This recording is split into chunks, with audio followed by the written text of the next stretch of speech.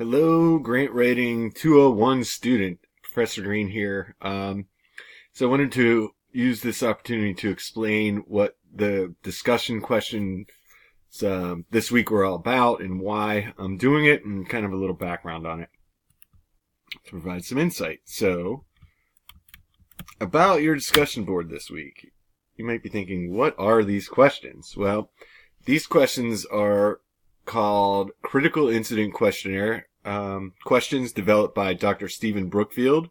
He's an esteemed researcher from St. Thomas University in Minnesota, and he's a renowned adult instructor, and he calls it the CIQ for short, Critical Incident Questionnaire. And this is something I've been passionate about for a long time. To give you a little background on it, it's a research-based tool that kind of the spirit behind the CIQ is that the students get a chance to express their feelings sometimes during a midterm evaluation, but mostly during end of course evaluations. But the problem with that is if you wait until week 10 with us, the course is over, so you can't do anything about it. So if you ask these questions up front and on a periodic basis, the most effective way to do it is week by week. We haven't been able to do that, but week by week, ask these questions every week to make sure we're all on the same page and to kind of highlight how, no matter what you do in your life, 5 people are going to love it, 5 people are going to hate it. There's just no way around that. But kind of the interesting thing with the CIQ is that you end up digging in and finding that, 5 people may love the discussion board, 5 people may dislike it strongly.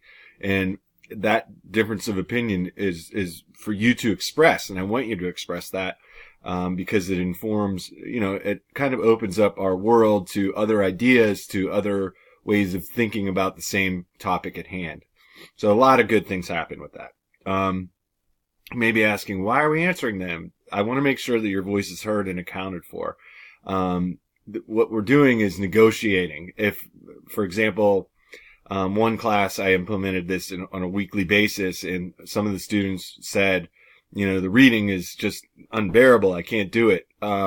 So I didn't change the reading requirements, but I did kind of adjust, and I was able to explain to them why they needed to read the certain chapters of the book for that week, or papers that week, because it was crucial to the overall scope of the course. So that explanation, I think, is you deserve that, and you need to know the rationale behind decision making that I make. But then other times students would say, maybe this test was unreasonable and it would be great if that was out of this course. And I don't take it lightly. It's not like I just agreed blindly and deleted the exam, but what they said made sense and it was reasonable. So we did take the exam out of the course. And how are these used? So these are usually anonymous and filled out. So the anonymity factor is big because people are more apt to express what they really feel whenever they are using this tool without fear of any lashing back or whatever. So you in other words, if you're like, Mr. Green is the worst instructor in the world because of A, B, and C, you might not say that if it's not anonymous. But I can assure you that I don't have that big of an ego in terms of holding something against you. I want you to be honest as possible, because I take it seriously what you have to say, and I will adjust and change the course as I can and as it's needed. So your honest opinion is really valued whenever we do this exercise. And and a little bit more background. So a few months ago, the President Lusso of Kendall College approached me and asked me about communication. And I explained this tool, the CIQ, to him and said, I think it's extremely valuable. And he asked if it was something that we could use with the faculty and staff. And I said, absolutely. To improve communication, because no matter where you work, nobody's you'll probably never hear communication is perfect here from top to bottom, the top floor to the bottom floor, from the office to every hallway and classroom. In general, you're going to hear, well, we need to improve communication. And this is just a tool to help out with that.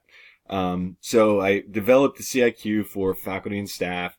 As you may imagine, it caused a little bit of confusion at first, but then it adapted and morphed into something more usable for human resources. And it's been a successful tool in terms of satisfaction of faculty and staff at Kendall, and generally led to a lot of positive results. Okay, now the other thing I do is provide you guys a background on kind of the number one answer or general themes that I see as I read all of your posts and kind of took all of that into consideration. So the first one is, what was engaging this week? If you remember, that was the first question, right? The most engaging this week, the number one answer was the discussion board. You guys really enjoyed talking to your classmates of like minds, people going through the same things that you are. So that makes me extremely happy. Sorry for that pause there. I needed a quick drink. So the discussion board is something generally everyone agreed was a great, most engaging part of week one of our course. So that's awesome. I love that. That's your space. I'm just there to help facilitate. And the most distancing. The number one answer was the links to the quiz were unavailable. And I 100% take the blame for that one. I know a lot about Blackboard, but I have to load this course, quite frankly, myself, where it's usually done for you. And I must have missed a link. But what I can tell you to solve that problem, if there is one like that, hopefully not, again, just simply email me. I didn't see any emails, and if you did and I missed it, then then you can call me, because I definitely don't want that to happen to you where you struggle. I realize how frustrating that can be. My phone number is all over the course, so you can just feel free to call me and take care of those kinds of issues rather quickly.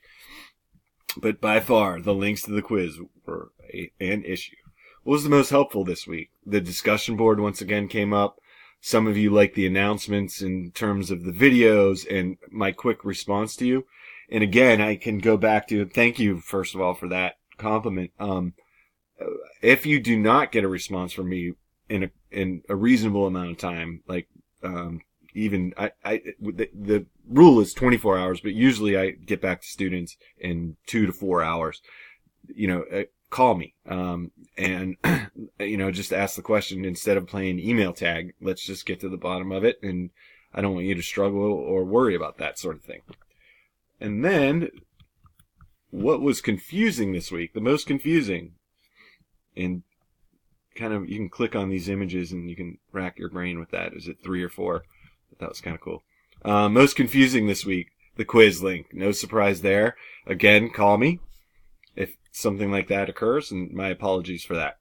Most surprising this week, that we actually have the answers to the quizzes, and somebody did say the reading was a bit overwhelming. Let me address these.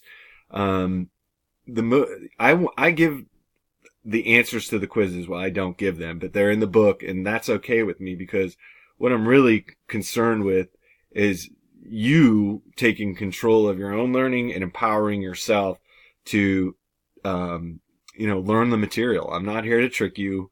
You could definitely cruise through things, look at the back of the book to answer the questions, but whenever it comes to real life, it's only going to benefit you. This course will only benefit you if you do the work. That's my thinking behind it. We're adults, and I trust that you'll do that. The reading was a bit overwhelming. Again, the Carson Fox text is well renowned as one of the best.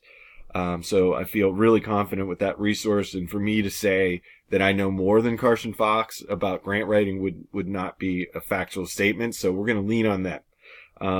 If it does get too overwhelming, I suggest breaking it up, a strategy, break it up into chunks. That might be difficult for some of us to have a limited time to study and do their schoolwork, but develop a strategy for that where you give yourself periodic breaks to kind of digest the material.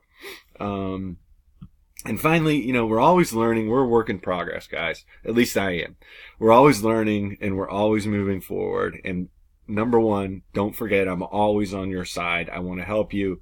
I want you to be successful. And I am here for you. So I hope this helps a little bit to shed some insight onto what the critical incident questionnaire is and why I asked you to answer those questions this week on the discussion board.